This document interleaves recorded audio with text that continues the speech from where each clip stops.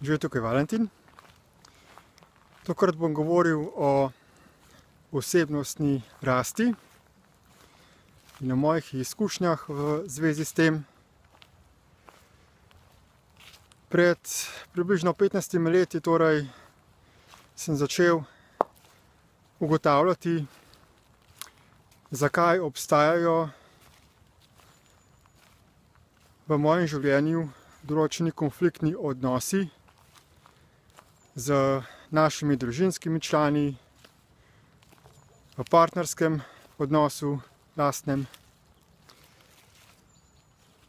in kako te odnose izboljšati, kaj je potrebno narediti. In seveda sem ugotovil, da prvič ta svet, ta globalni sistem ni tak, da bi zagotovil določeno vzgojo in šolanje ljudi, da bi razvili visoko mero zavesti, odgovornosti, da bi se zavedali posledic svojih dejanj, da primanjkuje realnih življenjskih izkušenj in da večinoma sprejemamo samo neko teorijo, in večina te teorije je celo lažne, je zavajajoča v smislu, kakšna je resnična zgodovina tega sveta, kako deluje politični, denarni sistem, religije in tako naprej. In potem skozi življenje šele ugotavljaš, kaj je res in kaj je laž, kaj so slepila. V odnosu z drugimi pa se moramo predvsem naučiti na to, da ne delujemo iz sebičnega interesa, da ne iščemo pozornosti od drugih ljudi, zato da bi se počutili sprejete, da ne poskušamo čustveno manipulirati z drugimi, zato da bi dobili nek lasten občutek več vrednosti, pa tudi, da ne poskušamo igrati vloge žrtve, torej da ne obsojamo drugih ljudi za to, kako se počutimo, ker nekateri ljudje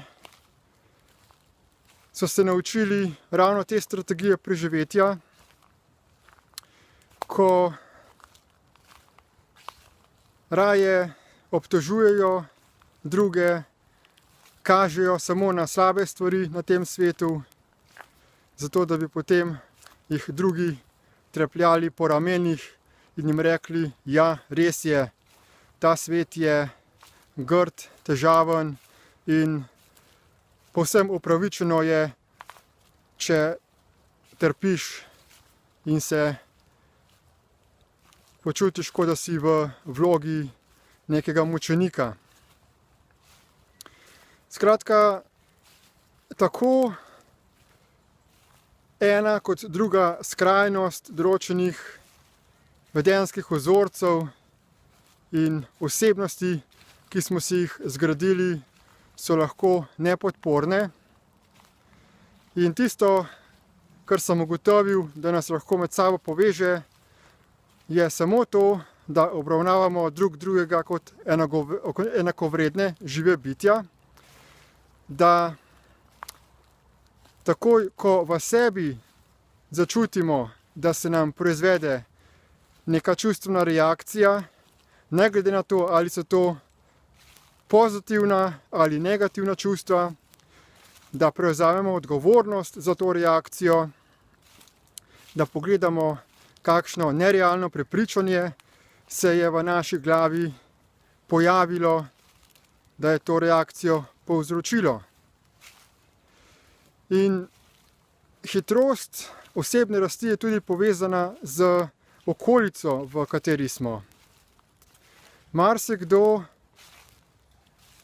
vidi, da je ta svet poln težav, in potem se odločijo za samoto, za odmik.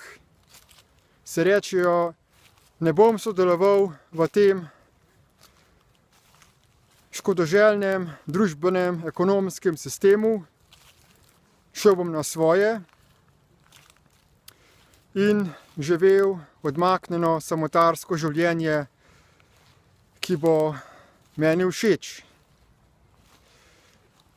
Vendar pa sem videl, da tako življenje človeku odvzame priložnost za osebnostno rast. Kajti šele v odnosu z drugimi lahko vidimo, kakšne vzorce imamo, kakšne reakcije imamo. Če živimo v nekem okolju, ki nas ne izziva, ki nam ne nudi neke priložnosti za določeno izkušnjo in spoznanje, potem ostanemo na enaki točki zavedanja. Če pa smo obdani z ljudmi, z katerimi redno komuniciramo, se pogovarjamo, izmenjujemo izkušnja, prepričanja, varovanja, moralna načela in poskušamo potem z medsebojnim pogovorom priti do neke skupne točke, ki bi nas povezala, da vsi lahko živimo harmonično življenje na tem svetu. Če takih izkušenj ni, potem bomo zelo težko napredovali.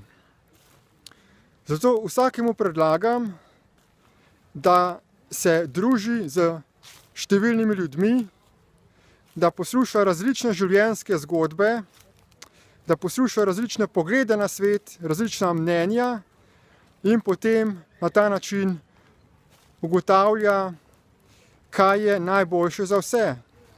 Kaj so tisti principi, po katerih res lahko vsi živimo na tem svetu v medsebojnem sožitju in v harmoniji. Toliko za danes. Hvala za posluh in nasvidenje.